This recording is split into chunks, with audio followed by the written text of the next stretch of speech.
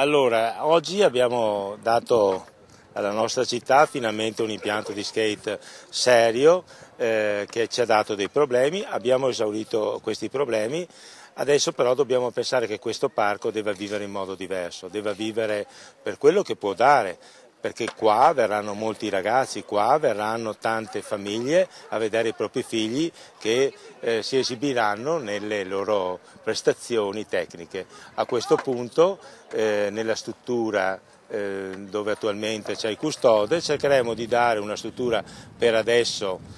diciamo con dei sistemi un po'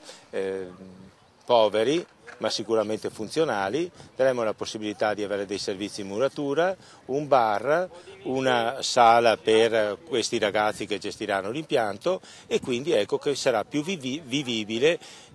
tutto l'impianto stesso di questo parco. Io mi auguro che ovviamente la cittadinanza risponda frequentando il parco. Abbiamo fatto anche la possibilità per i cani, quindi sta diventando il vero parco di questa città. Finalmente abbiamo portato, tra virgolette,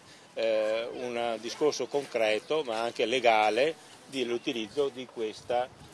pista, che vedete che non è una pista qualsiasi, è una pista molto particolare. Ringrazio chi dell'amministrazione precedente ha dato una mano perché si verificasse, si facesse questa pista, però adesso è più fruibile perché abbiamo trovato anche il gestore. Io penso che il nostro gestore vi possa dire anche due parole sulla gestione dell'impianto. Di avere un punto di riferimento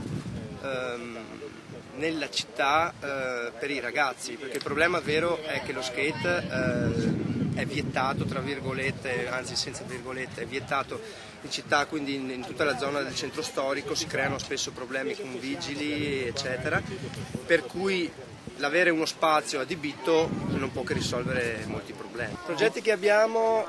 sarà senz'altro coinvolgere i giovani più piccoli in questa struttura, quindi con dei corsi,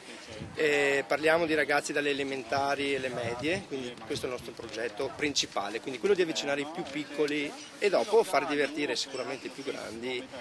con una struttura che lo permette.